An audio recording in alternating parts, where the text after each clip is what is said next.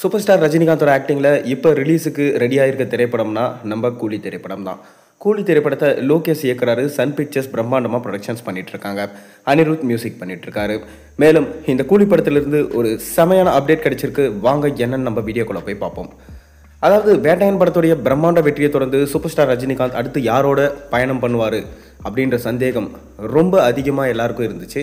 ஆனால் வேட்டையன் படம் எடுக்கும் போதே பார்த்தீங்கன்னா அந்த படத்துக்கான அனௌன்ஸ்மெண்ட்டை விட்டாங்க. அதாவது தலைவர் 171 இந்த படத்தை லோகேஷ் தான் எடுக்கிறாரு, சன் பிக்சர்ஸ் ப்ரொடக்ஷன்ஸ் பண்ணுறாங்கன்னு சொல்லிட்டாங்க. மேலும் பார்த்தீங்கன்னா இந்த படத்தில் யாரும் எதிர்பார்க்காத விதமாக ஷௌபின் ஷாகர், உபேந்திரா, நாகார்ஜுனா, ஸ்ருதிஹாசன், சத்யராஜ், சமீபத்தில் கூட பார்த்தீங்கன்னா பூஜா ஆக்டேவை இந்த படத்தில் ஆட் பண்ணியிருந்தாங்க. மேலும் இந்த படம் எல்சியூவில் கண்டிப்பாக வராதுன்னு சொன்னாங்க. மேலும் இந்த படத்தில் சூப்பர் ஸ்டார் ரஜினிகாந்த் அவர்கள் தங்க கடத்தல்காரராக நடிக்கிறாரு என தகவல்கள் பரவிய வண்ணம் தான் இருக்குது. மேலும் பார்த்தீங்கன்னா தங்க கடத்தலை மையமாக வச்சு தான் இந்த படத்துடைய கதையே நகருதுன்னு சொல்லப்பட்டது. அண்மையில் பார்த்தீங்கன்னா இந்த படத்துடைய ஷூட்டிங் ஸ்பாட் ஸ்டில்ஸாக இருக்கட்டும், அந்த நாகார்ஜுனா ஃபைட் பண்ணுற வீடியோஸாக இருக்கட்டும் அப்பப்போ வெளியே வந்து தான் இருந்துச்சு. இதனால் லோகேஷும் செம அப்செட் ஆனார். அதை தொடர்ந்து பார்த்தீங்கன்னா இப்போ இந்த படத்துடைய ஃபஸ்ட்டு சிங்கிள் பாட்டில் விட்டுருந்தாங்க. அதாவது சூப்பர் ஸ்டார் ரஜினிகாந்தோடைய கூலி படத்துடைய ஃபஸ்ட்டு சிங்கிள் பாடலை பொங்கலுக்கு விட்டுருந்தாங்க.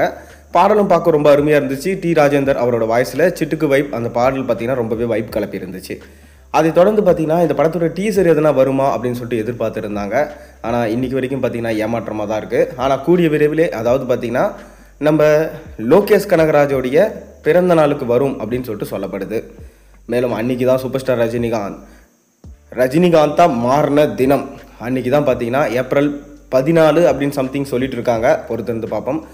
அதை தொடர்ந்து பார்த்தீங்கன்னா இந்த படத்துடைய செகண்ட் சிங்கிள் சாங் குறித்து ஒரு அப்டேட் கிடச்சிருக்கு.